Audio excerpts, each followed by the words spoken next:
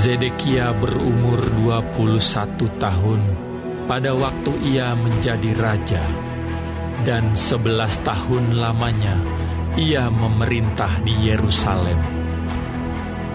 Nama ibunya ialah Hamutal binti Yeremia dari Libna. Ia melakukan apa yang jahat di mata Tuhan, tepat seperti yang telah dilakukan Yoyakim. Sebab oleh karena murka Tuhanlah hal itu terjadi terhadap Yerusalem dan Yehuda, yakni bahwa ia sampai membuang mereka dari hadapannya. Zedekia memberontak terhadap Raja Babel. Maka pada tahun ke-9 dari pemerintahannya, dalam bulan yang ke-10, pada tanggal 10 bulan itu, datanglah Nebukadnezar Raja Babel dengan segala tentaranya menyerang Yerusalem. Berkemalah mereka mengepungnya, dan didirikan merekalah tembok pengepungan sekelilingnya. Demikianlah kota itu terkepung sampai tahun yang ke-11 pemerintahan Raja Zedekia. Pada tanggal 9 bulan yang ke-4, ketika kelaparan sudah merajalela di kota itu, dan tidak ada lagi makanan pada rakyat negeri itu, maka dibelah oranglah tembok kota itu. Melihat hal itu, maka melarikan dirilah raja dengan semua tentara, meninggalkan kota itu pada waktu malam melalui pintu gerbang antara kedua tembok yang ada di dekat taman raja, sekalipun orang Kasdim mengepung kota itu sekeliling. Mereka lari menuju ke Araba Yordan. Tetapi tentara Kasdim itu mengejar raja dari belakang dan mencapai Zedekia di dataran Yeriko. Segala tentaranya telah berserak-serak meninggalkan dia. Mereka menangkap raja dan membawa dia ke Ribla di tanah Hamat kepada Raja Babel yang menjatuhkan hukuman atas dia. Raja Babel menyuruh menyembelih anak-anak Zedekia di depan matanya. Juga semua pemuka Yehuda disembelihnya di Ribla. Kemudian mata Zedekia dibutakannya, lalu ia dibelenggu dengan rantai tembaga. Kemudian Raja Babel membawa dia ke Babel dan menaruhnya dalam rumah hukuman sampai kepada hari matinya. Dalam bulan yang ke-5, pada tanggal 10 bulan itu, itulah tahun ke-19 pemerintahan Nebukadnezar Raja Babel. Datanglah Nebuzaradan, kepala pasukan pengawal, yang melayani Raja Babel ke Yerusalem. Ia membakar rumah Tuhan, rumah raja, dan segala rumah di Yerusalem. Segala rumah orang-orang besar dibakarnya dengan api. Segala tembok sekeliling kota Yerusalem dirobohkan oleh tentara Kasdim yang ada bersama-sama dengan kepala pasukan pengawal itu. Sebagian dari orang-orang yang paling lemah dan sisa-sisa rakyat yang masih tinggal di kota itu, dan pembelot-pembelot yang menyeberang ke pihak Raja Babel, dan sisa-sisa para pekerja tangan, diangkut ke dalam pembuangan oleh Nebuzaradan, kepala pasukan pengawal itu.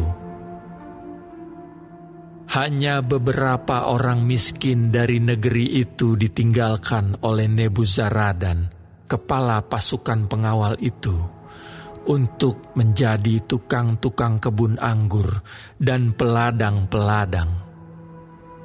Juga tiang-tiang tembaga yang ada di rumah Tuhan, dan kereta penopang, dan laut tembaga yang ada di rumah Tuhan, dipecahkan oleh orang Kasdim, dan seluruh tembaganya diangkut mereka ke Babel.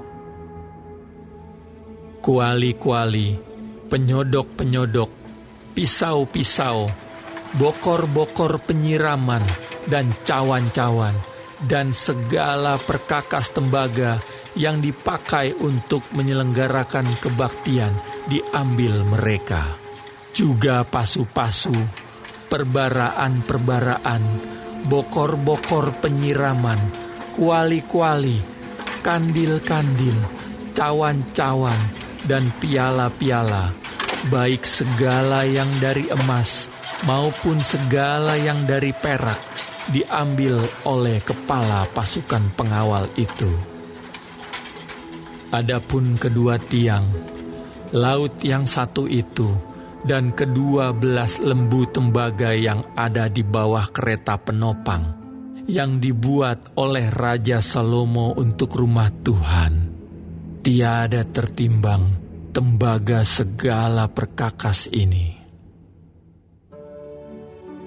Adapun tiang-tiang itu, satu tiang 18 hasta tingginya, dan dapat dililit oleh tali yang 12 hasta panjangnya.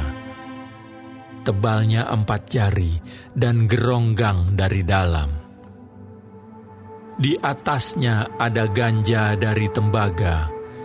Tinggi ganja yang satu itu 5 hasta, dan jala-jala dan buah-buah delima ada di atas ganja itu sekeliling. Semuanya dari tembaga. Dan tiang yang kedua seperti itu juga.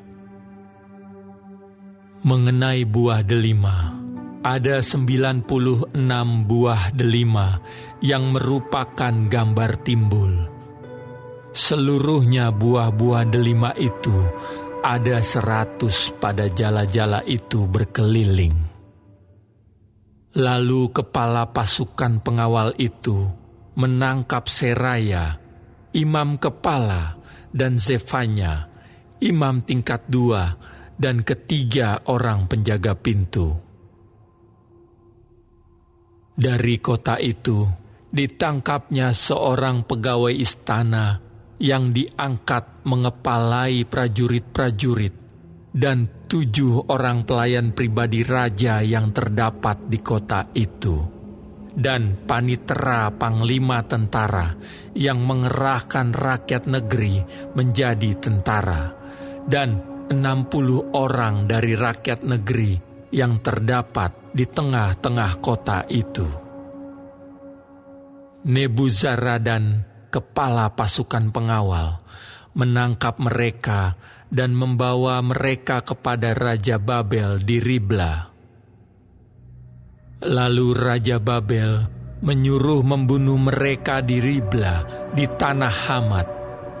Demikianlah orang Yehuda diangkut ke dalam pembuangan dari tanahnya. Inilah jumlah rakyat yang diangkut ke dalam pembuangan oleh Nebuzaradan dalam tahun ke-7. 3.023 orang Yehuda. Dalam tahun ke-18 zaman Nebukadnezar, 832 jiwa dari Yerusalem. Dalam tahun ke-23 zaman Nebukadnezar, diangkut ke dalam pembuangan oleh Nebuzaradan, kepala pasukan pengawal, 745 jiwa orang Yehuda, seluruhnya berjumlah 4.600 jiwa.